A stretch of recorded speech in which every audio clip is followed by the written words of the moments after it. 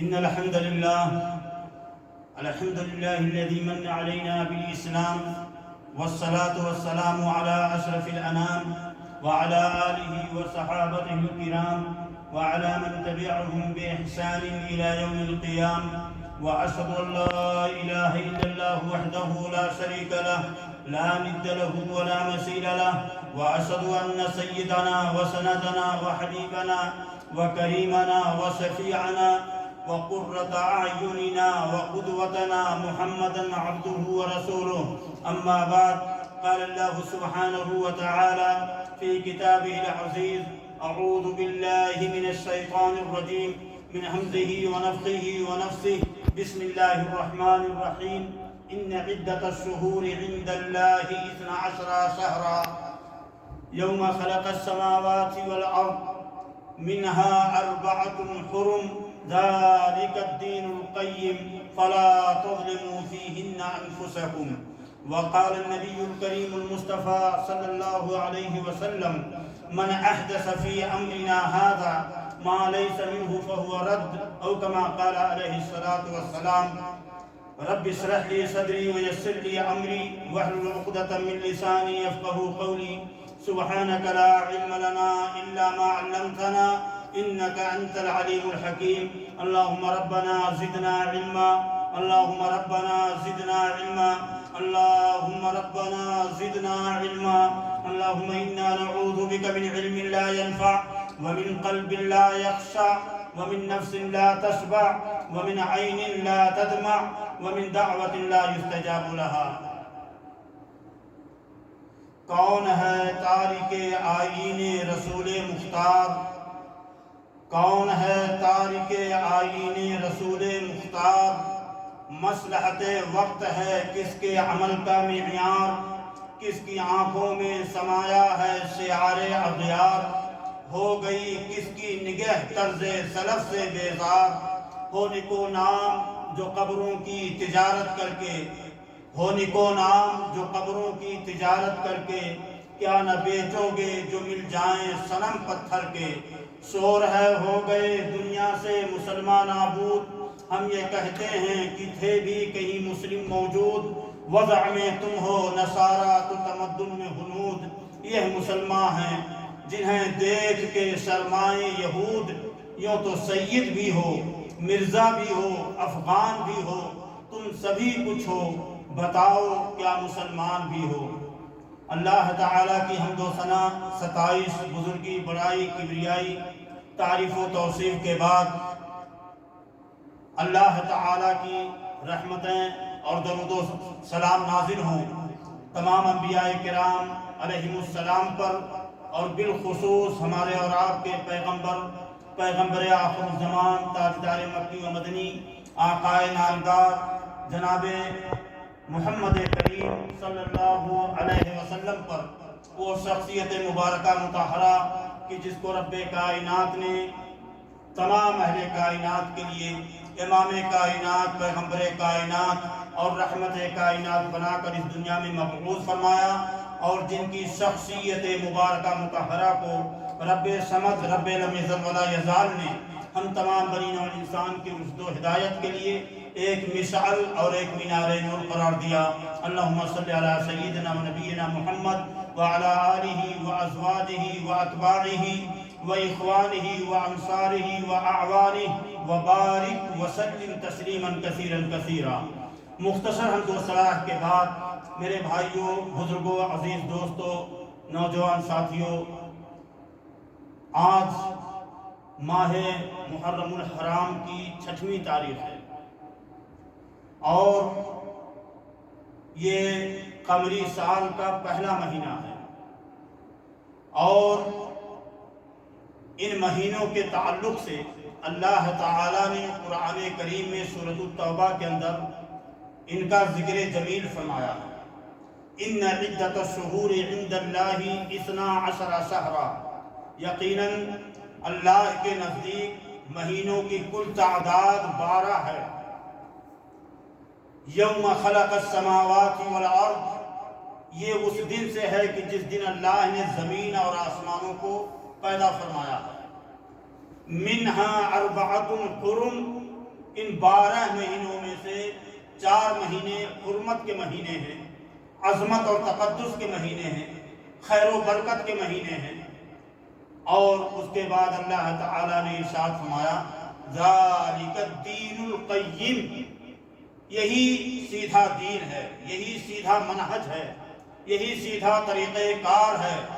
پھر اللہ نے ان مہینوں کے ذکر خیر کے بعد ایک بڑا اہم پیغام دیا، وہ اس آیت کا یہ ٹکڑا آج کے پروگرام کا دراصل عنوان ہے۔ اللہ نے کیا ارشاد فرمایا فَلَا تَظْلِمُوا فِيهِنَّ أَنفُسَكُمْ، میرے بندو، آدم کے بیٹوں، میرے نبی کی امت کے لوگوں، پھر ان مہینوں کے اندر خاص طور سے اپنے نفسوں پر ظلم نہ کرو۔ اور اسی آیت کریمہ کے ضمن میں نے نبی کریم محمد الرسول اللہ صلی اللہ علیہ وسلم کی وہ حدیث پاک آپ کے سامنے ذکر کرنے کی سعادت حاصل کی ہے، جو ام المومنین عائشہ صدیقہ طیبہ طاہرہ رضی اللہ تعالی عنہا نے روایت کی ہے۔ اور یہ حدیث 2 مختلف صیغوں سے صحیحین یعنی امام بخاری اور امام مسلم رحمۃ اللہ علیہ کی صحیح کے اندر موجود ہے۔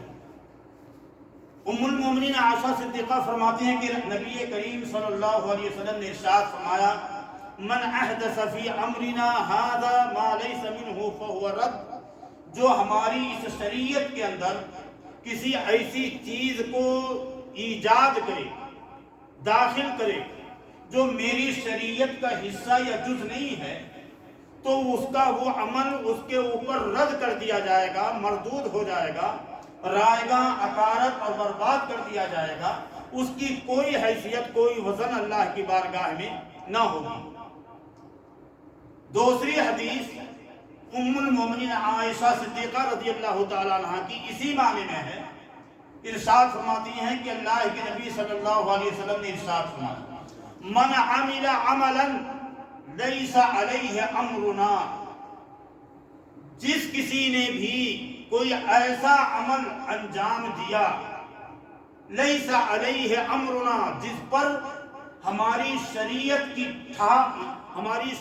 کی مہر نہیں ہے، ہماری شریعت کی طرف سے دلیل حجت اور برہان نہیں ہے، فَهُوَ رَدٌّ، تو اس کا وہ عمل مردود ہے۔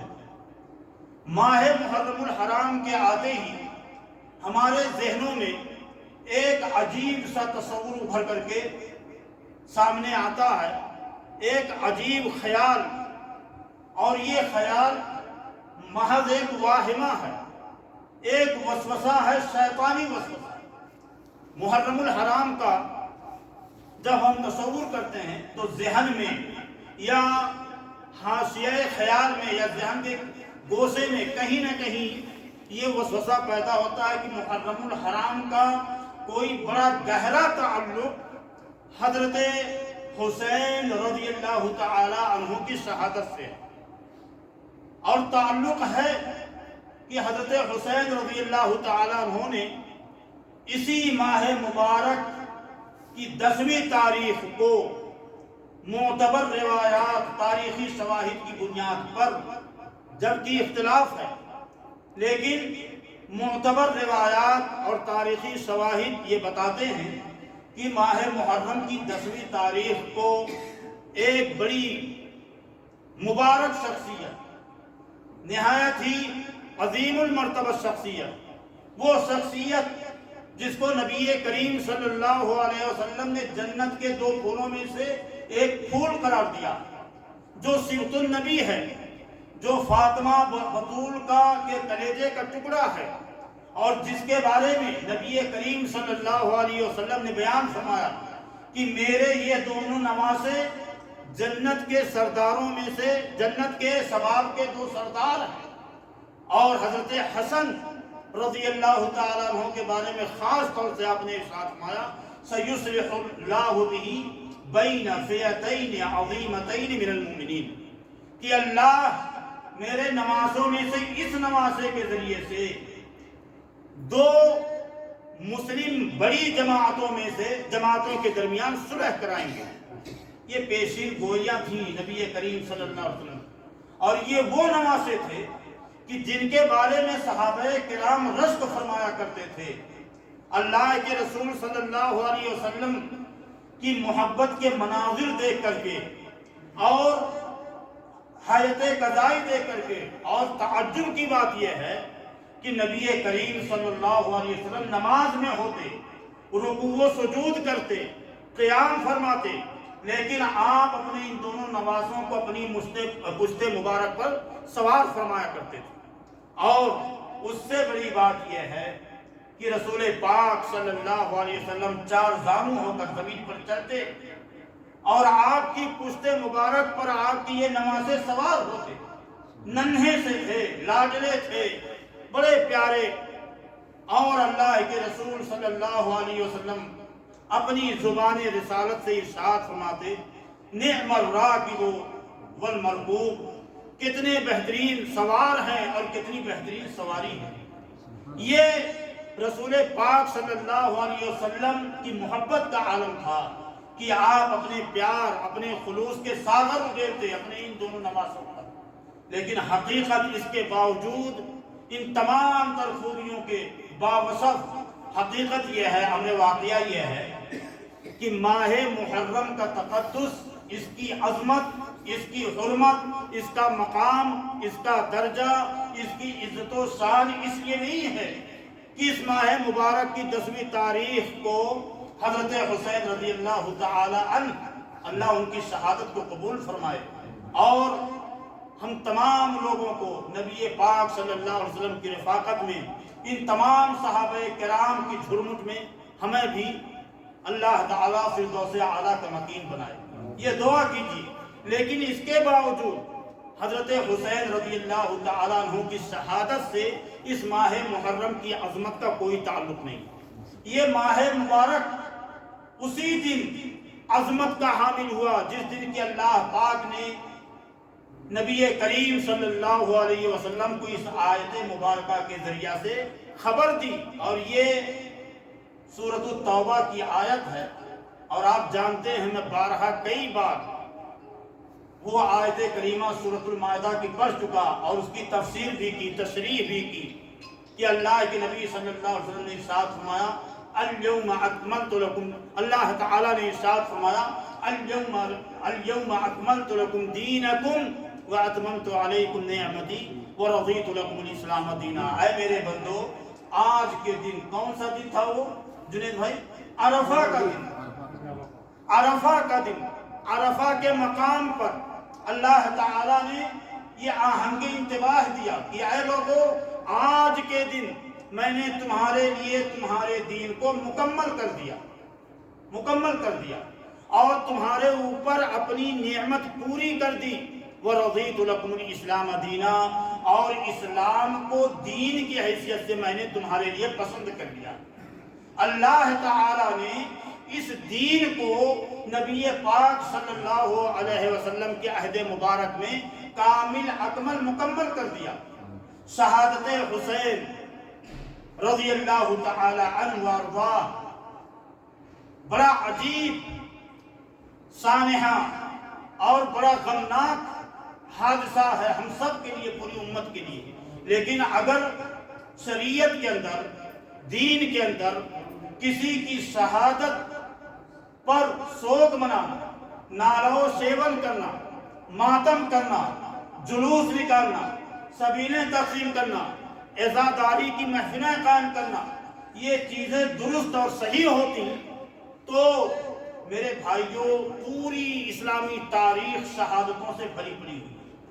آپ کا کوئی دن، بلکہ کسی بھی دن کا کوئی پل آپ کا ایسا نہیں گزرے گا جس میں آپ کو یہ سارے اعمال انجام نہ دینے پڑے، اور اگر یہ چیز درست ہوتی تو صحابہ کرام ہی میں حضرت حسین سے پہلے حضرت حمزہ رضی اللہ تعالی عنہ کی شہادت کا وہ کربناک، المناک، اندوہناک واقعہ کہ جب حضرت صفیہ رضی اللہ تعالی عنہ کو خبر ملی کہ میرے بھائی حضرت حمزہ کی شہادت ہو گئی، بھاگتی ہوئی دیوانہ وار مدینہ کی بستی سے نکلی، راستے میں لوگوں نے روکا، اور آخر کار جنگ احد کے موقع پر پہنچ کر کے اس لوکیشن پر پہنچ کر کے لوگوں نے جب پیارے رسول صلی اللہ علیہ وسلم کو خبر دی کہ آپ کی پھوپھی آئی ہیں، آپ سے ملنا چاہتی ہیں اور اپنے بھائی حمزہ کی لاش دیکھنا چاہتی ہیں، رسول پاک صلی اللہ علیہ وسلم عظیم و استقامت کا پہاڑ، حوصل و ہمت والے نبی، اللہ کے رسول صلی اللہ علیہ وسلم بڑے ثبات و استقلال کے ساتھ ارشاد فرماتے ہیں کہ لوگوں میری پھوپھی کو منع کر دو، میں اپنے چچا کی کون سی لاش ان کی نگاہوں کے سامنے رکھوں، میری پھوپھی کو منع کر دو، وہ آئیں گی اضطراب اور بے چینی کے عالم میں ماتم و سیون کرنا شروع کر دیں گی، اللہ جانے ان سے کون سی حرکات و سکنات صادر ہو جائیں۔ بھائی اور بہن کا معاملہ تھا۔ حضرت صفیہ رضی اللہ تعالی عنہا کے پاس پیارے رسول کا پیغام پہنچا۔ صفیہ نے فرمایا، کہا لوگوں میرے بھتیجے، میرے نبی محمد رسول اللہ سے کہو کہ تم صرف میرے بھتیجے ہی نہیں ہو بلکہ میرے رسول بھی ہو۔ اگر یہ خوف ہے، یہ اندیشہ ہے کہ میں اپنے بھائی کی لاش دیکھ کر کے نالو سیون اور ماتم کروں گی، اپنے سینے پر ہاتھ ماروں گی، اپنے کپڑے پھاڑوں گی، اپنے چہرے پہ میں ہاتھ لگاؤں گی، ایسا ہرگز نہیں، حاشا و کلا، بلکہ میں اپنے بھائی کی لاش دیکھ کر اللہ کی بارگاہ میں شکر ادا کروں گی کہ اللہ تو نے میرے بھائی کو وہ شہادت دی ہے کہ جب کل قیامت کے دن ساری بہنیں اپنے بھائی کی لاشوں کو لے کر کے پہنچیں گی تو ان کے سر ان کے تن سے جدا ہوں گے، لیکن میرے بھائی کہ جن کے جسم کا ایک ایک انگ کاٹا گیا، ظالموں نے جسم کا مسئلہ کیا اور ظالموں نے ایک ایک عضو کاٹ ڈالے تھے۔ تعجب کی بات، حیرت کی بات یہ کہ اللہ کے نبی صلی اللہ علیہ وسلم کے چچا کے ناک اور کان، آنکھیں نکالے گئی، انگلیاں کاٹی گئی اور ظالموں نے اس بے دردی کے ساتھ ان کے سینے کو چاک کر کے ان کے کلیجے کو باہر نکالا اور کلیجے کو چبانے کی کوشش کی۔ آپ کی شرمگاہ اللہ ان کو مبارک رکھے، محترم رکھے، دنیا میں بھی محترم تھا اور انشاءاللہ آخرت میں بھی وہ محترم اور معزز ہیں، مبارک ہیں۔ ان کی شرمگاہ تک تو ان لوگوں نے مسئلہ کیا۔ یہ حالت ذات تھی۔ اللہ کے رسول صلی اللہ علیہ وسلم فرماتی ہیں صفیہ کہ اللہ کے سامنے کہوں گی کہ اللہ ساری بہنوں کے بھائیوں نے تو اپنی گردنیں کٹوائی، میرے بھائی نے اپنے جسم کا ایک ایک عضو کٹوایا۔ تو یہ حضرت حمزہ کی شہادت، جعفر طیار کی شہادت، عبداللہ بن رواحہ کی شہادت اور کتنے صحابہ کرام، میں آپ کو بتاؤں 70 صحابہ کرام بیک وقت ایک جگہ پر حفاظ قرآن تھے، قاری قرآن تھے، متعلمین تھے، پڑھے لکھے تھے اور دھوکے سے ان صحابہ کرام کو شہید کیا گیا۔ 10 صحابہ کرام جس میں زید بن خبیب بن عدی اور زید بن دسنہ اور ان کے ساتھ 8 صحابہ کرام، ان کو بھی وہ بھی حفاظ قرآن، دعات تھے، مبلغین تھے، واعظین تھے۔ اللہ کے نبی صلی اللہ علیہ وسلم نے ایک انبیائی مشن پر ان صحابہ کرام کو بھیجا تھا، لیکن ان کو بھی شہید کر دیا گیا۔ اگر شہادت کا غم منانا ہوتا تو میرے بھائیوں حضرت عمر رضی اللہ تعالیٰ عنہ کی شہادت کا غم منایا جاتا، شہادت کا غم منانا ہوتا تو حضرت حسین کے خالو حضرت عثمان بن عفان رضی اللہ تعالیٰ عنہ، جن کے بارے میں نبی کریم صلی اللہ علیہ وسلم سے جب کسی نے پوچھا کہ اللہ کے نبی صلی اللہ علیہ وسلم آپ کے پاس ابو بکر آئے پھر بھی آپ کی پٹلیاں کھلی ہوئی تھی، عمر آئے پھر بھی آپ نے پردہ نہ فرمایا، عثمان آئے تو آپ نے اپنے ازار کو کھینچ کر کے نیچے کر لیا، رسول اللہ صلی اللہ علیہ وسلم نے ارشاد فرمایا الا استحی من رجل تستحی منہ الملائکہ۔ وہ نبی جس کے بارے میں ام المومنین عائشہ صدیقہ رضی اللہ تعالی عنہ فرماتی ہیں کان النبی صلی اللہ علیہ وسلم احیا من العذراء فی خدرها، رسول پاک صلی اللہ علیہ وسلم کی حیا کا عالم یہ تھا کہ وہ دوشیزہ جو ڈولی میں بیٹھ کر کے، وہ کنواری لڑکی دوشیزہ جو ڈولی میں بیٹھ کر کے شرم و حیا کا پیکر بنی ہوئی ہوتی ہے، اللہ کے نبی صلی اللہ علیہ وسلم اس لڑکی سے بھی، اس کمالی لڑکی سے بھی زیادہ حیادار تھے۔ آپ فرماتے ہیں الا استحی من رجل تستحی منہ الملائکہ، پوچھنے والے کیا پوچھتا ہے، کیا میں اس بندے سے حیا نہ کروں کہ جس سے فرشتے بھی حیا کر سکیں؟ حضرت عثمان رضی اللہ تعالیٰ عنہ کو جس بے دردی کے ساتھ مظلومیت کے عالم میں ان کے گھر کی چہار دیواری میں بلوائیوں نے چھلانگ لگا کر کے ان کے سینے پر پاؤں رکھ کر ان کی ریش مبارک کو کھینچ کر عین تلاوت قرآن کے عالم میں روزے دار کی کیفیت میں ان کو شہید کیا، اور حضرت عثمان فرماتے تھے شہادت سے پہلے کہ اے لوگوں بتاؤ کیا فلاں فلاں وقت نبی پاک صلی اللہ علیہ وسلم نے یہ منادی نہیں کرائی کہ فلاں جگہ لشکر اسلام کی تیاری میں مدد کی ضرورت ہے، لوگوں مدد کرو؟ تو کیا میں نے فلاں جگہ فلاں وقت میں فلاں موقع پر مدد نہیں کی؟ کیا تم وہ کنواں بھول گئے جس کے بارے میں نبی کریم صلی اللہ علیہ وسلم نے ارشاد فرمایا جو اس کنویں کو خرید کر کے اہل اسلام کے لیے وقف کر دے میں اسے جنت کی ضمانت دیتا ہوں؟ کیا تم وہ وقت بھول گئے جب رسول اللہ صلی اللہ علیہ وسلم نے ارشاد فرمایا کہ کون ہے جو لشکر اسلام کی مدد کرے؟ اس وقت فصلوں میں، باغات میں فصلوں کے پکنے کا وقت تھا، کھیت کھلیہان میں غلوں کے لانے کا وقت تھا، اور عجیب گرمی کی کیفیت میں مسلمان کا قسم پرسی کے عالم میں، بے چارگی کے عالم میں تھے۔ رسول اللہ صلی اللہ علیہ وسلم نے اس تنگ حالات میں آپ نے منادی کرائی تو لوگوں کیا میں نے اپنا فلاں قافلہ مدینہ کی بستی میں آنے سے پہلے ہی، مدینہ کی بستی میں داخل ہونے سے پہلے کیا میں نے اس قافلے کے سارے غلے، سارے اونٹ جو تقریباً 900 اونٹ اور 100 گھوڑوں پر غلے لدے ہوئے تھے، کیا میں نے اللہ کی راہ میں نہیں دیا؟ اس کے باوجود حضرت عثمان رضی اللہ، ظالموں نے اقرار کیا، اعتراف کیا، یقیناً آپ نے ایسا کیا۔ خلیفہ سوم تھے، رسول اللہ صلی اللہ علیہ وسلم کی 2 بیٹیوں کے داماد تھے۔ فضیلت، عظمت، منقبت کا عالم یہ تھا کہ حضرت آدم سے لے کر کے اللہ کے نبی صلی اللہ علیہ وسلم تک، اور اس وقت سے لے کر کے قیامت تک حضرت عثمان سا خوش نصیب اور ان کی طرح عظیم المرتبت شخصیت کسی کی شخصیت نہیں کہ کسی نبی نے اپنی امت میں سے کسی ایک امتی کی زوجیت میں اپنی 2 بیٹیاں دی۔ یہ اختصاص اور یہ اعزاز صرف اور صرف حضرت عثمان کو حاصل ہے۔ لیکن حضرت عثمان کو شہید کیا روزے کی حالت میں، تلاوت قرآن کی حالت میں، اور ان کے گھر کے اندر لڑنے نہیں گئے۔ ان کے ہاں کوئی سیاسی مقصد نہیں تھا۔ لوگوں نے، صحابہ کرام نے پیشکش کی کہ حضرت عثمان آپ خلیفہ رسول اللہ ہو، اگر آپ حکم کرو تو ہم آپ کے دفاع میں دفاعی پوزیشن میں کھڑے ہونے کو تیار ہیں۔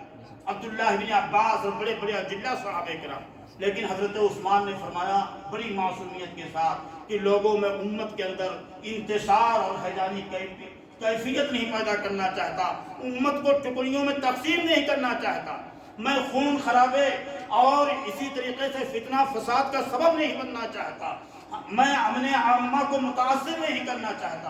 یہ حضرت عثمان رضی اللہ تعالیٰ۔ اور پھر حضرت علی بن ابی طالب اسد اللہ الغالب، حضرت حسنین کے والد محترم، اللہ کے رسول صلی اللہ علیہ وسلم نے جن کے بارے میں فرمایا کہ من کنت مولا فعلی مولا، میں جس کا مولا، جس کا آقا، جس کا سردار ہوں، علی بھی اس کا آقا، اس کا مولا، اس کا سردار، اس کا حامی ہے۔ حضرت علی رضی اللہ تعالیٰ عنہ کی فضیلت میں انشاءاللہ مکمل مستقل ایک پروگرام رکھوں گا، کیونکہ ابو بکر، عمر فاروق اور حضرت عثمان رضی اللہ تعالیٰ عنہ مجمعین کے تعلق سے الگ الگ مستقل پروگرام ہو چکے ہیں۔ انشاءاللہ 1-2 ہفتے کے بعد جلد ہی حضرت علی بن ابی طالب کے تعلق سے بات آئی۔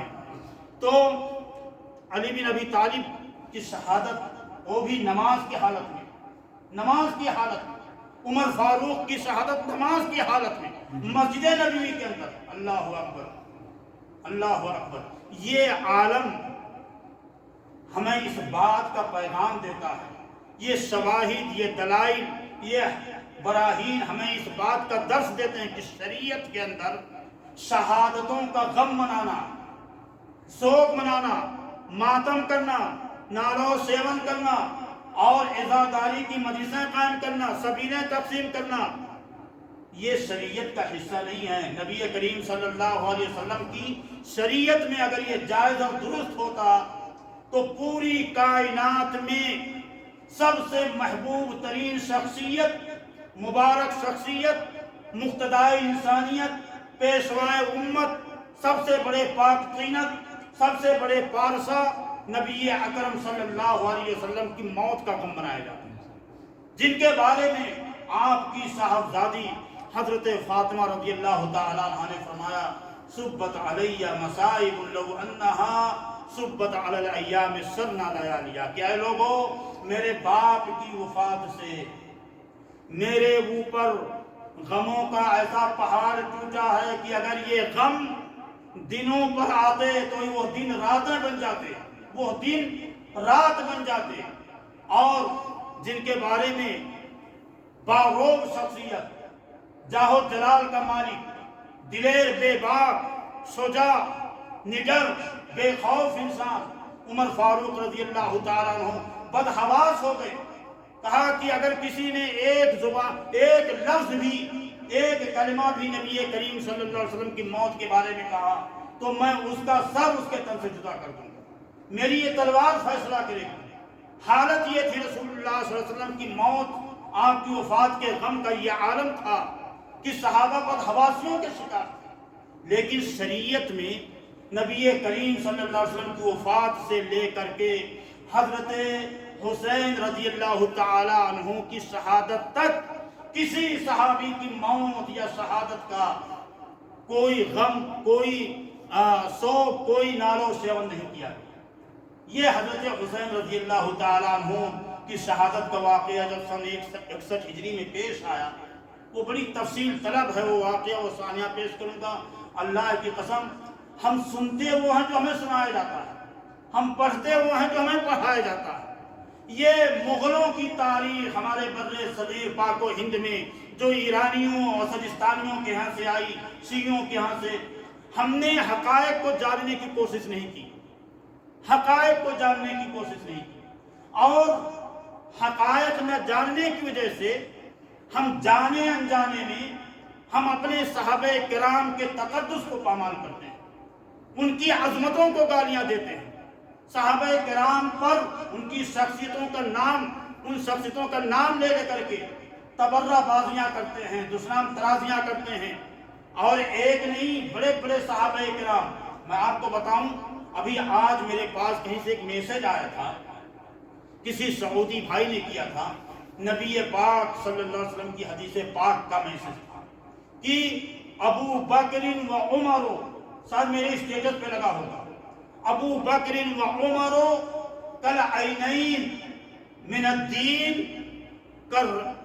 کالعینین عینان من الدین کالسمع والبصر من الجسد۔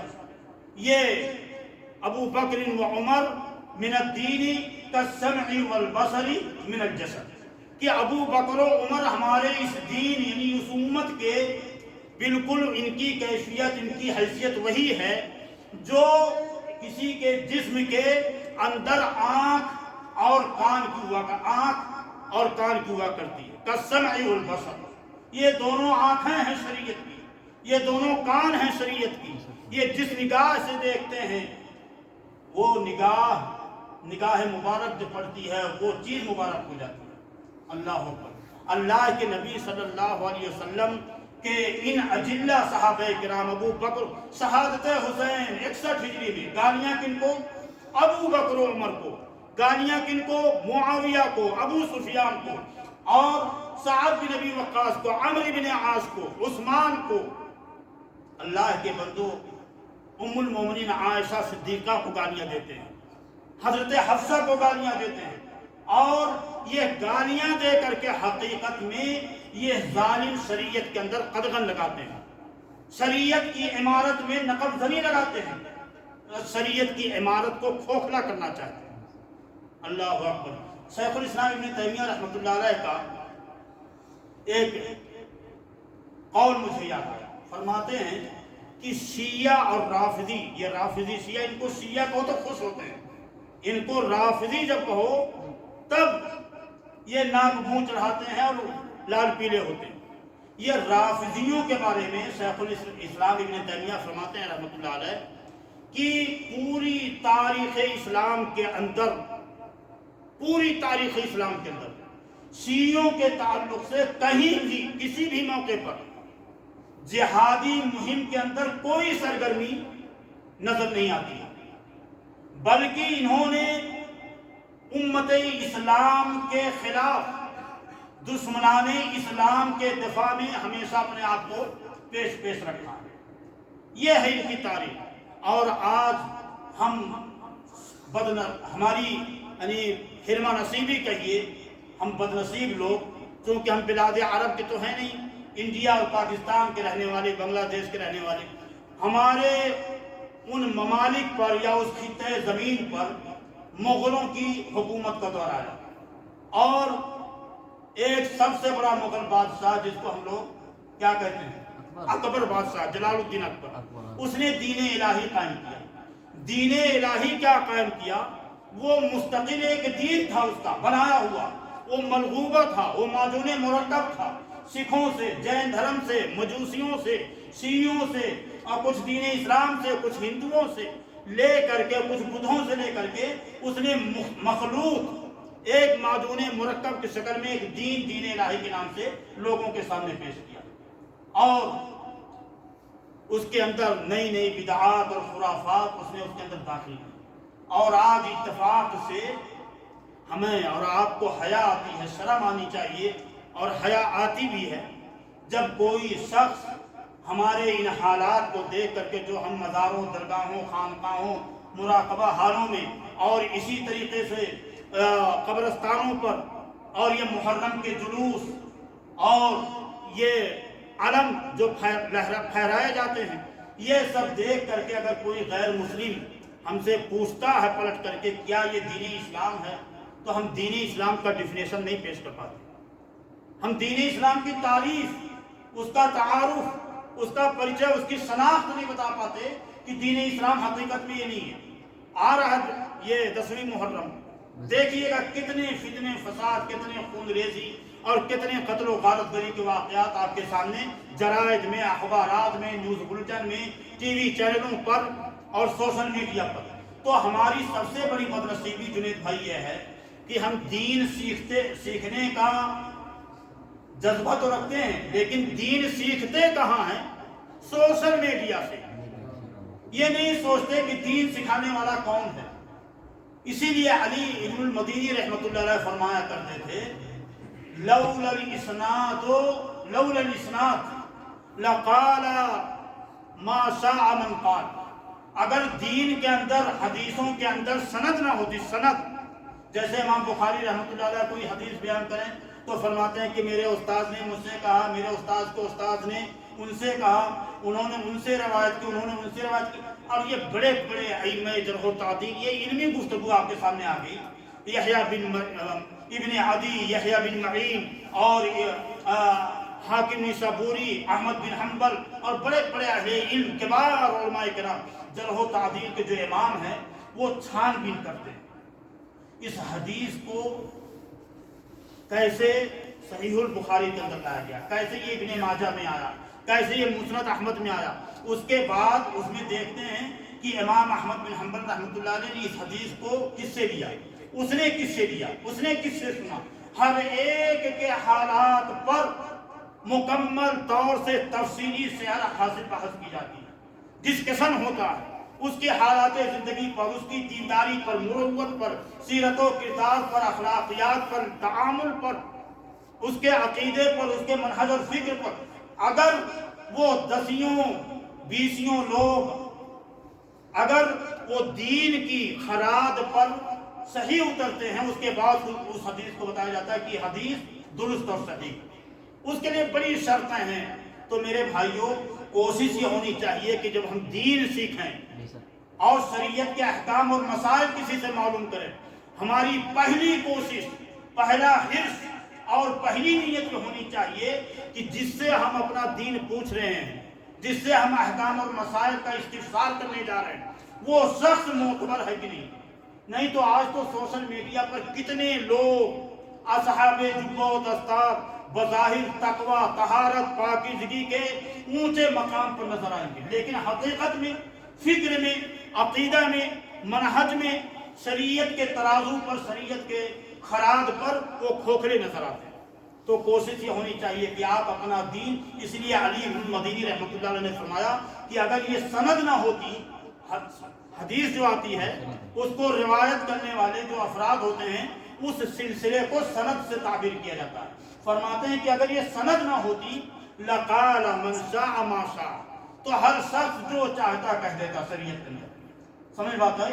تو یہ ساری چیزیں ہمیں اور آپ کو اس اعتبار سے سوچنے کی ضرورت ہے کہ ہمارا دین، جس پر ہماری دنیا، ہماری برزخ اور ہماری آخرت کی زندگی کی کامیابی کا دار و مدار ہے، اس دین کو ہم کس سے حاصل کریں؟ اسی لیے آپ دیکھیں گے کہ آج کے دور میں ان شکست و ریخت کے حالات میں، فتنے اور فساد کے عالم میں دین اس قدر متاثر ہو گیا ہے، شریعت اتنی متاثر ہو چکی ہے کہ لوگ سنت کو بدعت اور بدعت کو سنت سمجھنے لگے۔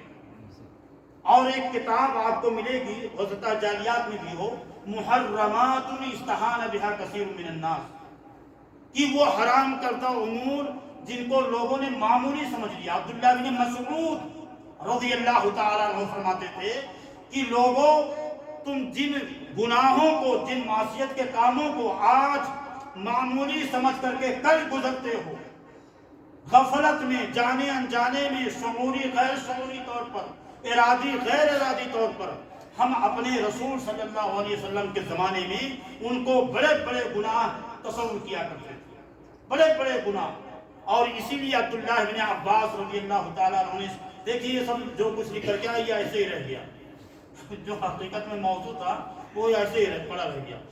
عبداللہ بن عباس رضی اللہ تعالیٰ عنہ فرماتے ہیں لا کبیرۃ مع الاستغفار ولا صغیرۃ مع الاصرار، کہ کبیرہ گناہ یہ کبیرہ نہیں رہ جاتا جب بندہ استغفار کر لیتا۔ بندہ کبیرہ گناہ، کتنا بڑا گناہ کیوں نہ، شرک بھی کر لے، لیکن اگر وہ اللہ تعالیٰ سے توبہ اور استغفار کر لے تو اللہ اس کے اس شرک کو اس دنیا کے اندر معاف کر دیں گے۔ بس توبہ اور استغفار کی بنیادی شرطیں ہیں۔ ایک اہم شرط یہ ما لم یغرغر، کہ جب تک وہ جانکنے کے عالم میں نہ ہو، شرط یہ ہے جانکنے کے عالم میں، نہیں تو اللہ تعالیٰ نے فرعون کو نہیں معاف کیا۔ جب ڈوبنے کے قریب ہوا تو اس نے کہا کہ آمنت برب موسیٰ و ہارون، میں موسیٰ اور ہارون کے رب پر ایمان لاتا ہوں۔ اللہ نے فرمایا الآن، اب تو وہ بنیادی شرط ہے۔ اللہ نے جو صحت، فراغ اور خوشحالی کی زندگی نصیب فرمائی ہے، ہوش و حواس کے عالم میں آپ ہیں اور آپ اچھے اور برے عمل کو اچھی طرح سے جانتے پہچانتے ہیں، ان حالات میں جب آپ توبہ اور استغفار کریں گے تو اللہ قبول فرماتے ہیں۔ تو حضرت عبداللہ بن عباس فرماتے ہیں لا کبیرۃ مع الاستغفار، بڑا گناہ کوئی بھی ہو، قتل ہو، خون ریزی ہو، غیبت ہو، خیانت ہو، کوئی بھی گناہ ہو، اگر بندہ سچے دل سے توبہ اور استغفار کر لے تو اللہ تعالیٰ اس بڑے گناہ کو بھی معاف کر دیتے ہیں۔ ولا صغیرۃ مع الاصرار، اور چھوٹا گناہ یہ چھوٹا نہیں رہ جاتا، جو آج ہم بڑے دھڑلے سے کر گزرتے ہیں، سوچتے ہیں کہ چلو یہ چھوٹی چیزیں ہیں۔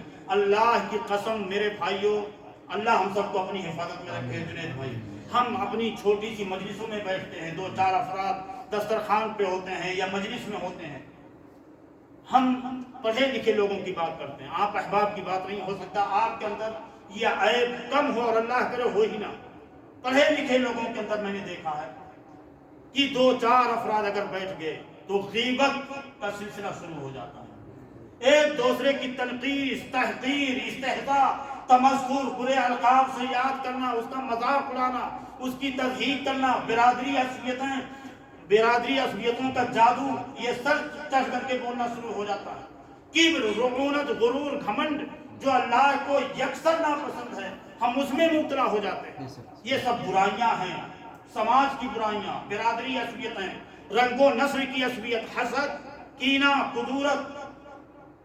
شیخ ابن باز رحمۃ اللہ علیہ سے کسی پوچھنے والے نے پوچھا کسی موقع پر ریاض کے اندر، کہا شیخ کیا وجہ ہے کہ آپ لوگوں کے درمیان اتنی محبوبیت، اتنی مقبولیت؟ شیخ ابن باز رحمۃ اللہ علیہ نے فرمایا، کہا اللہ گواہ ہے کہ میں اپنے دل میں کسی مسلمان بھائی کے تعلق سے کوئی قدرت نہیں رکھتا ہوں۔ ہمیشہ میرا دل اپنے مسلمان بھائی کے تعلق سے صاف شفاف رہتا ہے۔ اور کسی موقع پر میں نے ایک پروگرام رکھا تھا، مرآت المومن مرآت للمومن، مومن دوسرے مومن بھائی کے لیے کیا ہوتا ہے؟ آئینہ ہوتا ہے۔ اور اس کی میں نے بہت ساری وجوہات بیان کی تھی کہ آئینہ کبھی یہ جھوٹ نہیں بولتا، آئینہ کے سامنے سے آپ جیسے ہٹ جائیں گے وہ آئینہ کبھی دوسرے شخص کے سامنے آپ کی عیب جو نہیں کرے گا۔ آئینہ دونوں چیزیں دکھلاتا ہے، آپ کی خوبی بھی، آپ کا عیب بھی۔ یہ ساری صفات ہیں آئینے کے تعلق سے، نبی پاک صلی اللہ علیہ وسلم کی حدیث ہے۔ بہرحال تو بات یہ ہو رہی تھی محرم الحرام کے تعلق سے۔ مختصراً میرے بھائی آپ اتنا سمجھیں کہ اس ماہ محرم کی عظمت، اس کے تقدس، اس کے مقام، اس کی حیثیت کا تعلق ذرا سا بھی شہادت حسین رضی اللہ تعالیٰ عنہ سے نہیں ہے۔ حضرت حسین شہید ہیں، اور اس لیے شہید ہیں کہ مظلومیت کے عالم میں ان کو شہید کیا گیا۔ وہ لڑائی کے لیے، خون ریزی کے لیے، جنگ و جدال کے لیے، قتل کے لیے آپ کسی مہم پر نہیں نکلے تھے۔ کوفیوں نے انہیں دھوکے دے کر، فریب دے کر، تزویر کر کے، ناپاک سازشیں کر کے، انہی شیعوں نے جو حضرت علی رضی اللہ تعالیٰ عنہ کی حمایت کا دم بھرتے تھے، اور حضرت علی کی شہادت کے بعد پھر ان کے دونوں بیٹے حضرت حسن، حضرت حسین سے محبت کی راگ اڑاتے تھے، اپنائیت کے ساغر دیتے تھے، انہوں نے بوریوں میں بھر بھر کر کے ختم کیا۔ اور حضرت حسین رضی اللہ تعالیٰ عنہ، بات آئی، حالانکہ یہ موضوع نہیں تھا میرا، لیکن اور میں نے مطالعہ بھی نہیں کیا اس تعلق سے، یہ سب پرانی معلومات ہیں۔ حضرت حسین رضی اللہ تعالیٰ عنہ عین ایام حج میں مکہ سے آپ نکلتے ہیں کہاں؟ کوفہ کے لیے، اور نکلنے سے پہلے آپ مسلم بن عقیل کو بھیجتے ہیں۔ مسلم بن عقیل رضی اللہ تعالی عنہما ایک قاصد کی حیثیت سے کوفہ میں جاتے ہیں، وہاں کے حالات کا جائزہ لینے کے، تاکہ حالات کا مصدقہ جائزہ لے کر کے صحیح معلومات حضرت حسین رضی اللہ تعالیٰ عنہ کے پاس پہنچائی جائے۔ حضرت مسلم بن عقیل نے جو شروعات کی معلومات تھی، ابتدائی معلومات، وہاں پہنچ کر کے جو ان کو ملی تو بہت اطمینان بخش معلومات تھیں۔ انہوں نے وہ معلومات حضرت حسین کو بھیجی۔ حضرت حسین رضی اللہ تعالیٰ عنہ 70-72 افراد پر مشتمل ایک قافلہ لے کر کے مکہ سے ایام حج کے موقع پر نکلتے ہیں۔ مکہ سے نکلتے وقت بڑے بڑے اجلہ صحابہ کرام آئے، عبداللہ ابن عباس رضی اللہ تعالیٰ عنہما اور دیگر صحابہ کرام آئے، آپ کو روکا، منع کیا، کہا کہ اللہ کے رسول کے نماز سے آپ مت جاؤ۔ اور عبداللہ بن عباس نے یہاں تک کہا کہ اگر مجھے پتا ہوتا کہ میں آپ کے گھوڑے کے پاؤں کے نیچے لیٹ جاؤں اور اس کی وجہ سے آپ اپنا جانا کینسل کر دیں گے، اپنا ارادہ ملتوی کر دیں گے، تو میں یہ بھی کرنے کے لیے تیار ہوں۔ لیکن حضرت حسین رضی اللہ تعالیٰ عنہ نے فرمایا، کہا چونکہ میں نے وعدہ کر رکھا ہے اور اس وعدے کے مطابق میرا جانا ضروری ہے۔ مسلم بن عقیل نے مجھے بڑی اطمینان بخش معلومات فراہم کی ہیں۔ بہرحال نکلے اور مکہ سے کوفہ تک کی جو مسافت ہے 1 مہینے تک کی۔ ایام حج 8، 9، 10 یہ ایام حج ہیں، ذی الحجہ کی تاریخ 8 کو نکلتے ہیں اور 1 مہینے کی مسافت طے کر کے کوفہ کے لیے جب رواں دواں ہوتے ہیں اور کربلا کے قریب پہنچتے ہیں تو پتہ چلتا ہے کہ حضرت مسلم بن عقیل کو ظالموں نے بڑی بے دردی کے ساتھ، بے رحمی کے ساتھ، نہایت ہی سفاکیت کے عالم میں ان کو شہید کر دیا، دھوکے دے کر۔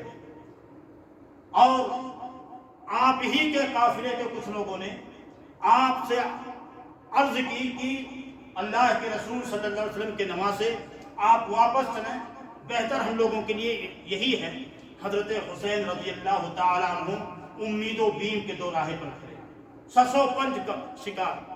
پھر انہوں نے فیصلہ کیا کہ نہیں، مسلم بن عقیل کو شہید کیا گیا ہے، میں حالات کا جائزہ لینا چاہتا ہوں۔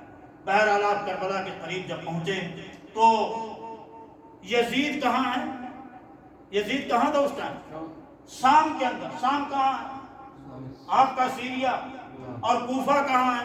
کوفہ میں عبید اللہ بن زیاد، اور عبید اللہ بن زیاد کے لشکر کا یہ گورنر ہے کون؟ عبید اللہ بن زیاد۔ اور عبید اللہ بن زیاد کے لشکر کا کمانڈر ان چیف کون ہے؟ شمر بن جوسف۔ عبید اللہ بن زیاد کے لوگوں نے حضرت حسین رضی اللہ تعالیٰ عنہ کو روک دیا۔ حسین رضی اللہ تعالیٰ عنہ نے، یہ میں مختصر بیان کر رہا ہوں، تین پیشکش کی، تین آپشن دیے، تین اختیارات۔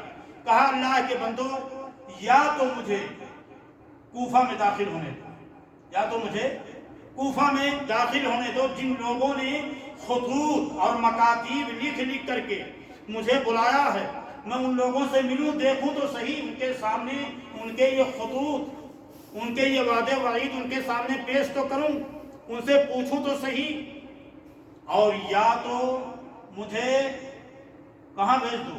امیر المومن یزید کے پاس بھیج دو۔ ادھر الفاظ یہ بیان کیا امیر المومنین۔ ہاں، امیر المومنین، میں امیر المومنین یزید کے پاس بھیج دو، میں یزید کے پاس جا کر کے اپنے حالات اس کے سامنے رکھوں گا، اور اگر تمہیں مجھے میری نیت پر ذرا سا بھی شک و شبہ ہے تو مجھے سرحدی علاقوں میں بھیج دو، کسی اسلامی لشکر کے انڈر میں رہ کر کے میں جہادی مہم میں شریک ہوں گا اور شہادت کا جام نوش کر جاؤں گا۔ اللہ اکبر۔ یہ ساری شرطیں، یہ سارے اختیارات حضرت حسین رضی اللہ تعالیٰ عنہ نے ان کے سامنے پیش کیے، لیکن ظالموں نے کیا کیا؟ کربلا کے اندر ان ساری شرطوں کو کالعدم قرار دے کر کے ان کو لڑائی پر مجبور کیا۔ اور سب سے پہلا جو کام ان لوگوں نے کیا، خیموں کے اندر آگ لگائی، کیونکہ انہیں پتا تھا انہی خیموں میں وہ خطوط رکھے ہوئے ہیں جن میں وعدے وعید، داد و تحش کے، حمایت کے، نصرت کے، مدد کے، محبت اور اپنائیت کی راگ الاپے گئے تھے۔ انہوں نے خیموں کو جلا کر کے ان خطوں کو بھی خاکستر کر دیا، نظر آتش کر دیا، تاکہ سارے کے سارے ثبوت ختم ہو جائیں۔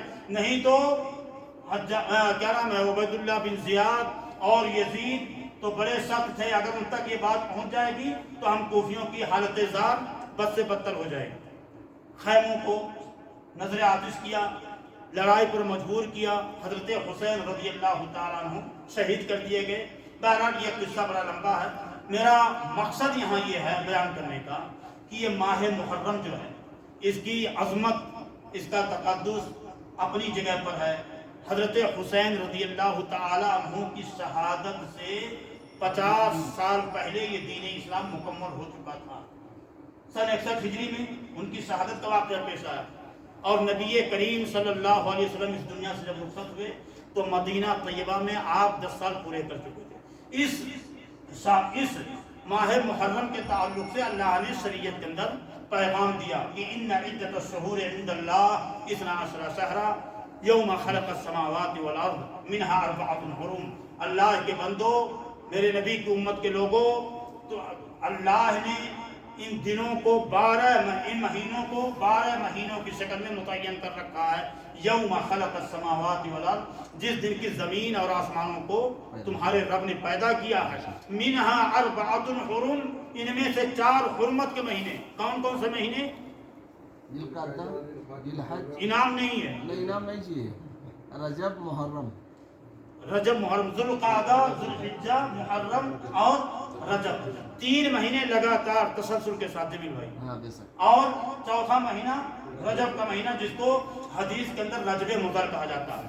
یہ ماہ محرم کی ایک بڑی فضیلت یہ ہے، سب سے پہلی فضیلت کہ یہ حرمت کے مہینوں میں سے ایک مہینہ. دوسری فضیلت یہ ہے کہ یہ اس مہینے کی نسبت رسول اللہ صلی اللہ علیہ وسلم نے اللہ کی طرف کی، اللہ تعالی کی طرف اس کی نسبت، اور اس کو اللہ کا مہینہ قرار دیا.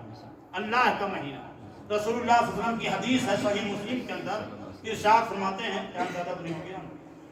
صحیح مسلم کے اندر اللہ کے نبی صلی اللہ علیہ وسلم نے ارشاد فرمایا افضل الصیام بعد رمضان شہر اللہ المحرم. جنید بھائی، رمضان کے بعد، رمضان کے روزوں کے علاوہ سب سے افضل روزہ اللہ کے مہینے محرم کے روزے. یہ پورے محرم کے ایام کی بات ہو رہی ہے، پورے ماہ محرم کے دنوں کی بات ہو رہی ہے، صرف عاشورہ کی بات نہیں ہو رہی. محرم کے شہر اللہ المحرم، اللہ کے مہینہ محرم کے روزے ہیں.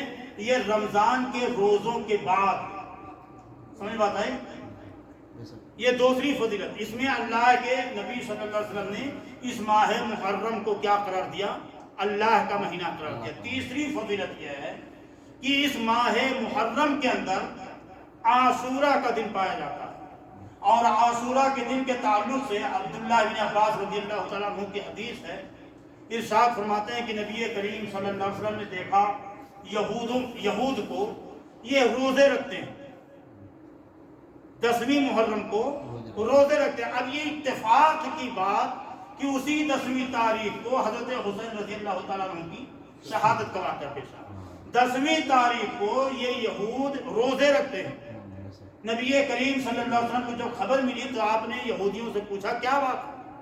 کہا ہم یہ اللہ کی شکر گزاری کے لیے روزہ رکھتے ہیں، اور شکر گزاری اس بات پر کہ اللہ نے اسی تاریخ میں ایک جابر، ظالم، مفسد، فتنہ پرور، ناپاک شخص فرعون اور اس کی قوم کو غرق آب کیا، اور ایک اپنے محبوب ترین نبی، پیغمبر، رسول حضرت موسیٰ اور ان کی قوم کو فرعون اور اس کی قوم کے عذاب سے، فتنے سے ان کو نجات عطا فرمائی. اس لیے ہم روزہ رکھتے ہیں. تو نبی پاک صلی اللہ علیہ وسلم نے ارشاد فرمایا بات اگر ایسی ہے تو نحن اولا منکم بموسیٰ باخینا موسیٰ. اگر معاملہ ایسا ہے تو ہم اپنے بھائی موسیٰ کے تعلق سے تم سے کہیں زیادہ حق رکھتے ہیں. کیوں؟ انبیاء یہ سارے کے سارے آپس میں کیا ہیں؟ بھائی بھائی. ہم اپنے بھائی حضرت موسیٰ کے تعلق سے قربت کا، محبت کا، اپنائیت کا، خلوص کا تم سے کہیں زیادہ حقدار ہیں. ہم بھی اس تاریخ میں روزہ رکھیں گے. الغرض نبی کریم صلی اللہ علیہ وسلم نے روزہ رکھا 10ویں تاریخ. پھر چونکہ 9ویں تاریخ گزر چکی تھی اور آپ 10ویں تاریخ کو روزہ رکھ کر کے ارشاد فرماتے ہیں لَإِن بَقِيتُ إِلَىٰ قَابِلٍ لَأَصُومَنَّ التَّاسِعَ. لیکن میری امت کے لوگوں، میرے ساتھیوں، اگر میں اگلے سال زندہ رہا، اگلا سال پایا اس 10ویں تاریخ کو، تو میں 9ویں تاریخ کو بھی روزہ رکھوں گا. کیوں؟ یہودوں نصارہ کی مخالفت میں، یہودیوں کی مخالفت میں. تو پتہ یہ چلا کہ اس ماہ مبارک کی ایک تیسری فضیلت یہ ہے کہ اللہ تعالیٰ نے اس مہینے کے اندر عاشورہ کا دن رکھا ہے، اور اس عاشورہ کے دن میں حضرت موسیٰ اور ان کی قوم کو اللہ تعالیٰ نے فرعون کی آزمائش سے اور اس کے فتنے سے نجات دیا تھا. اور نبی کریم صلی اللہ علیہ وسلم نے اور حضرت موسیٰ علیہ السلام کی قوم کے لوگوں نے بھی اللہ کی شکر گزاری کے لیے حضرت موسیٰ نے بھی روزے رکھے تھے. سمجھ بات آئی؟ چوتھی فضیلت یہ ہے، نبی کریم صلی اللہ علیہ وسلم نے اس روزے کی فضیلت بتائی. فضیلت کیا ہے؟ عرفہ کے دن کے بارے میں فضیلت یہ ہے کہ اللہ کی ذات سے مجھے امید ہے کہ یہ روزہ اللہ تعالیٰ اس کے بدلے میں روزے دار کے اگلے اور پچھلے 2 سال کے گناہ معاف کر دیں گے. اس عاشورہ کے روزے کے بارے میں آپ نے فرمایا صلی اللہ علیہ وسلم کہ اللہ کی ذات سے مجھے امید ہے کہ یہ روزہ روزے دار بندے کے پچھلے سال کے گناہ کو معاف کر دے گا، کفارہ بن جائے گا، اللہ تعالیٰ اسے کفارہ بنا دے گا۔ یہ چوتھی فضیلت۔ پانچویں فضیلت میں پڑھ رہا تھا، یہ سرسری معلومات آپ کے سامنے رکھ رہا ہوں کہ اکثر انبیاء کرام علیہم السلام کی اکثر دعائیں اس ماہ مبارک کے اندر قبول ہوئی۔ ماجد بھائی، اب جو قرض دار ہے وہ اپنے لیے قرض کی دعا کرے، جو بے اولاد ہے وہ اولاد کے لیے دعا کرے، یا جس کے پاس اولاد ہے لیکن اولاد ناہنجار ہے، اس کی اصلاح، اس کی صحیح تعلیم، صحیح تربیت کے لیے اللہ سے دعا مانگے۔ الغرض ہر شخص، اور ہم سب تو اللہ کے فقیر ہیں، انتم الفقراء الی اللہ، ہم سب اللہ کے فقیر ہیں، اللہ سے بے نیاز نہیں ہو سکتے، اللہ سے مستغنی نہیں ہو سکتے، ہم سب اللہ تعالیٰ کے محتاج ہیں۔ کریم ذات، غنی ذات، بے نیاز مستغنی ذات اللہ کی ذات ہے، اللہ الصمد، اللہ الصمد۔ تو ہم سب کو دعائیں کرنی چاہیے کثرت کے ساتھ اس ماہ مبارک کے اندر، اور کثرت کے ساتھ روزے رکھنا چاہیے، اور بالخصوص 9ویں اور 10ویں تاریخ کو۔ اسی لیے اہل علم نے بیان فرمایا اس روزے کے تعلق سے جو صریح مسئلہ وہ بیان کر دوں کہ اس کے 3 مراتب بیان کیے گئے ہیں، اور میں اپنے ناقص علم کی روشنی بتاتا ہوں 4 مراتب۔ پہلا مرتبہ تو یہ ہے، سب سے افضل مرتبہ یہ ہے، اس کا سب سے اعلیٰ درجہ کہ بندہ 9ویں اور 10ویں تاریخ کو روزہ رکھے، کیونکہ اللہ کے نبی صلی اللہ علیہ وسلم نے عمل کے ذریعے سے 10ویں کو روزہ رکھ کر کے بتایا کہ یہ سنت کا روزہ اللہ تعالیٰ کو بہت محبوب ہے، اور قولی طور پر آپ نے اپنی امت کے لوگوں کو پیغام دیا کہ اگر میں اگلے سال اس تاریخ کو پایا، اس ماہ مبارک کو، تو اس کی 9ویں تاریخ کو بھی روزہ رکھوں گا۔ تو قولی اور فعلی سنت کا تقاضا یہ ہے کہ 9ویں اور 10ویں تاریخ کو روزہ رکھا جائے۔ تیسرا طریقہ یہ ہے، دوسرا طریقہ کہ بندہ اگر 9ویں 10ویں کو نہیں رکھ سکتا تو یہود اور نصارہ کی مخالفت کے لیے 10 اور 11 کو روزہ رکھتا۔ یہ دوسرا درجہ ہے۔ تیسرا گریڈ اس کا یہ ہے کہ اگر یہ 9ویں اور 11ویں کو نہیں رکھ سکا کسی وجہ سے، عذر شرعی یا کوئی بھی وجہ ہے، تو کم از کم 10ویں تاریخ کو روزہ یقینی طور پر رکھنا چاہیے۔ اللہ کی ذات سے خلوص و نیت اور محبت درست کر کے، اللہ کی ذات سے پر امید ہو کر کے 10ویں تاریخ کو روزہ رکھے۔ اللہ تعالیٰ اس روزے کے بدلے میں انشاءاللہ گزشتہ سال کے سارے گناہ معاف کر دیں گے۔ چوتھا درجہ جو میں نے اپنے ناقص علم کی روشنی میں سمجھا ہے کہ بندہ جب ماہ محرم کے سارے ایام کو کثرت سے روزہ رکھنا چاہیے، تو 9ویں کو بھی رکھے، 10ویں کو بھی رکھے، اور 11ویں کو بھی رکھ لے، مخالفت بھی ہو جائے گی، اور ماہ محرم کے 3 دنوں کا روزہ رکھ رہا کم سے کم، تو اللہ تعالی ہم سب کو اس کی توفیق عطا فرمائے۔ اسی طریقے سے اس ماہ مبارک کے اندر ہمیں اور آپ کو ایک پیغام ملتا ہے، ایک درس ملتا ہے۔ حضرت موسیٰ علیہ السلام کے واقعے سے، جو حضرت موسیٰ نے شکر گزاری کے طور پر روزہ رکھا، ذرا آپ اس میں بصیرت اور بصارت کے ساتھ سوچیں، غور و فکر کریں شاہنواز بھائی، کہ حضرت موسیٰ علیہ السلام ایک ایسے جابر ظالم حکمران کے عہد میں، اس کے دور حکومت میں اللہ کی توحید کا علم لے کر کے اٹھے تھے، توحید عبادت کی طرف لوگوں کو دعوت دے رہے تھے، کہ جس ظالم حکمران نے خود اپنی ربوبیت کا دعویٰ کر رکھا تھا۔ اس نے کہا حضرت موسیٰ علیہ السلام سے اور ان کی قوم سے کہ میں اپنے علاوہ تمہارے لیے کوئی معبود جانتا ہی نہیں، اگر کوئی معبود تمہارا اور تمہاری قوم کا تو میں ہوں، العیاذ باللہ۔ اور سورۃ عبس میں، سورۃ النازعات میں هل أتاك حديث موسى إذ ناداه ربه بالوادي المقدس طوى اذهب إلى فرعون إنه طغى فقل هل لك إلى أن تزكى وأهديك إلى ربك فتخشى فأراه الآية الكبرى فكذب وعصى۔ اللہ اکبر۔ اس نے کہا موسیٰ علیہ السلام سے، کہا سب سے بڑا رب تو میں ہوں، فحشر فنادى فقال انا ربكم الاعلى فاخذه الله نكال الاخرة والاولى. نکال الآخرہ والاولی، آخرت وہ اور اولا کیا ہے؟ یہ دنیا غرق آب کر دیا. آج بھی اس کی لاش یہ ہمارے لیے نمونہ عبرت بنی ہوئی ہے، نشان عبرت بنی ہوئی ہے، میوزیم میں رکھی ہوئی ہے اس کی لاش. اور اللہ نے قرآن کریم کے اندر یہ فرمان اللہ تعالیٰ کا کہ میں تیری لاش کو ننجی کا بے بدنی کا، کیسے ہے ننجی کا بے بدنی کا، یہ قرآن کریم کی آیت کا ٹکڑا ہے کہ ہم اے فرعون تیرے بدن کو تیرے آنے والے نسلوں کے لیے، تیری آنے والی نسلوں کے لیے نشان عبرت بنائیں گے. اللہ اکبر. تو اس واقعے میں ایک پیغام یہ ملتا ہے توکل کا. توکل کا جنید ہمارا اعتماد، یقین، بھروسہ، ہمارا توکل، ہماری عظیمت، ہماری ہمت اور ہمارا حوصلہ اپنے رب کی ذات پر اس قدر بلند ہونا چاہیے، اتنا فزون تر ہونا چاہیے کہ یہی فرعون اور فرعون کا لشکر جب حضرت موسیٰ کے تعاقب میں نکلا اور دریا کے قریب پہنچا، حضرت موسیٰ علیہ السلام لشکر اور دریا کے دو پاٹوں کے بیچ میں جب پڑ گئے تو ان کی قوم کے لوگوں نے کہا کہ اے موسیٰ انا لمدرکون، ہم تو اب پکڑے گئے، گرفت میں آ گئے. تو آپ نے کیا ارشاد فرمایا؟ ہرگز نہیں، میرے ساتھ میرا رب ہے جو میری رہنمائی کرے گا. یہ عظیمت تھی، حوصلہ تھا، ہمت تھا، یہ اعتماد، یہ توکل، یہ یقین اپنے رب پر.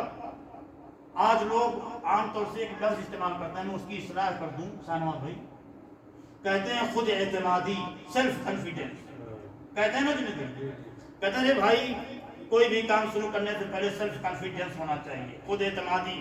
عربی میں اس کو بولتے ہیں الثقۃ بالنفس. یہ بہت غلط جملہ ہے.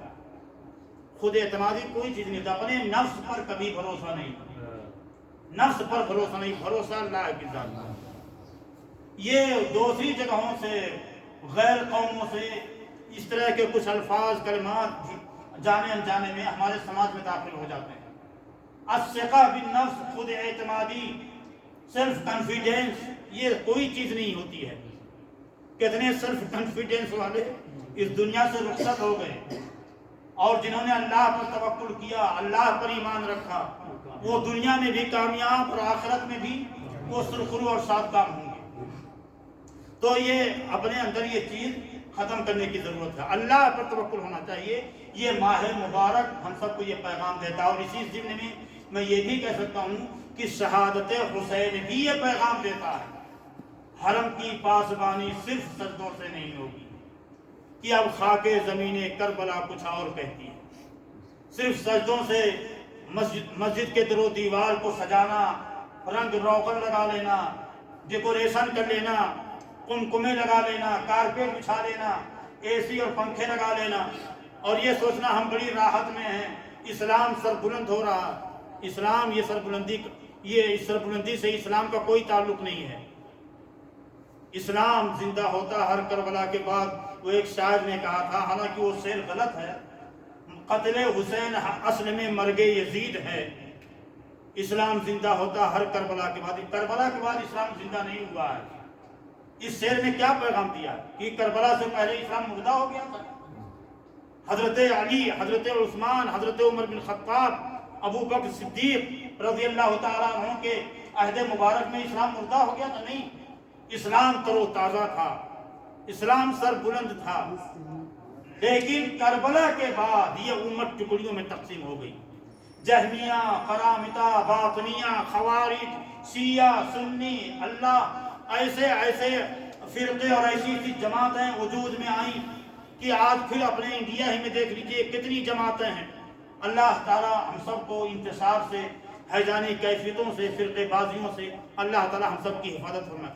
آج ہماری ماجد بھائی پستی کی سب سے بڑی وجہ جو ہے اس امت کے اندر اتحاد کا نہ ہونا.